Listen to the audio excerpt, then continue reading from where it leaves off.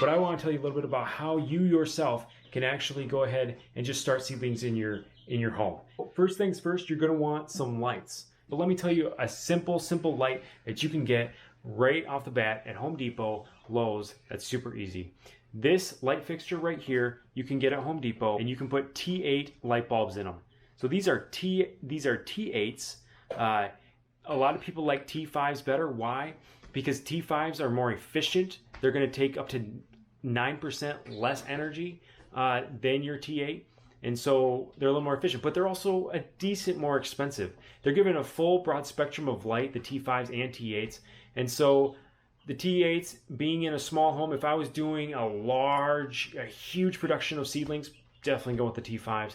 But just doing a couple lights of the T8s, or maybe even up to six fixtures of the T8s, I go ahead and go with the T8s. Okay, so you've got your lights, and then you've got a shelf to put your lights on. Hang your lights on. Okay, great. Now what? Now you want to get your propagation trays. Greenhouse Megastore online, you can get propagation trays, 50 cells, or you can do less cells, 30 cells. But the 50 cells, if you get a 10 pack, it's only $8.50 for a 10 pack of 50 cell propagation trays. So you want to get the propagation trays, and you also want to get heavy duty 10-20 trays as well, because you're going to set the propagation trays inside the 10-20 trays. The propagation trays have holes in the bottom, so you can bottom water these trays when you put your seedlings in them, and then they're of course going to suck it up because they got the holes in the bottom. We use the Seed Starter 101 through Dairy Dew, a Morgan composting product. It's a very good product. It does a great job with getting your seeds started. It has some perlite in it, has some chicken compost, has some worm casting, sphagnum sweet peat moss, has a few other things as well, some vermiculite. Does a great job, gives all the necessary ingredients that you need to get your seeds started really well.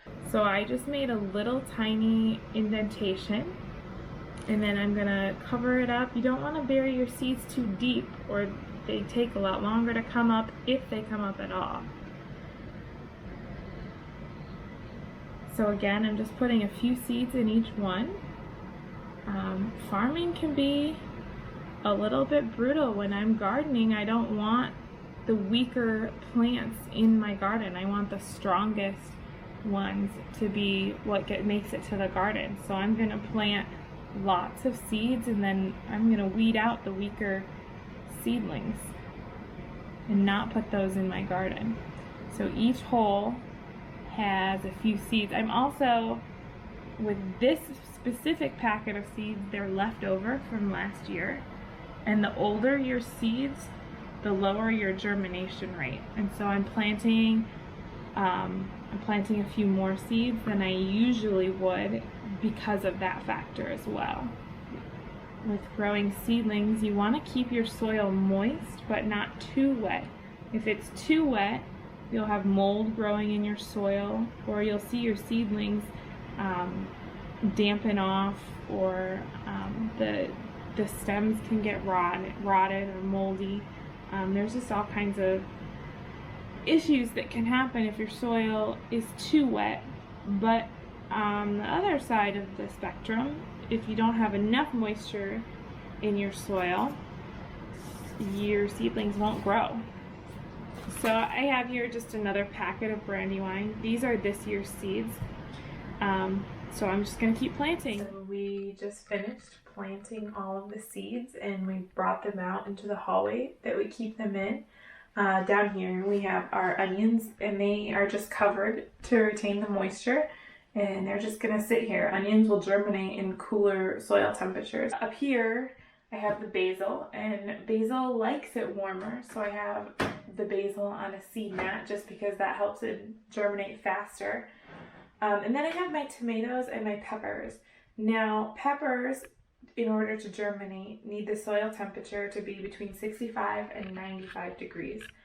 And tomatoes are a little bit more fussy, and they need it to be between 70 and 80 degrees in order to germinate. So, in order to heat those little babies up, we buy seed mats. These are the ones that we have. We have one that's Jumpstart, and I'm not actually sure what the brand is on the other one, but these cost about $20, and you can probably find them at your local Tractor Supply or Home Depot, or there's everything on Amazon. So we've again covered these seed trays as well to retain the moisture, and then just gonna set them on the seed mat. Now our seed mats are not the high-tech fancy ones where you can program them to a certain temperature. These seed mats will just in general heat the soil to about 10 degrees warmer than the air. So if you're trying to germinate tomatoes or peppers and it's only 50 degrees in your house, I hope your house is a little warmer than that, but you might need to get a little bit more intense of a heat mat in order to help those plants germinate. But in here, when it's about 70 degrees, that extra 10 degrees will give those plants just what they need. You can see we have our lights set up, but I don't need the lights yet because the seeds are all still under the dirt. Once they've popped up out of the dirt, then we will remove the covers and shine the lights and they'll grow.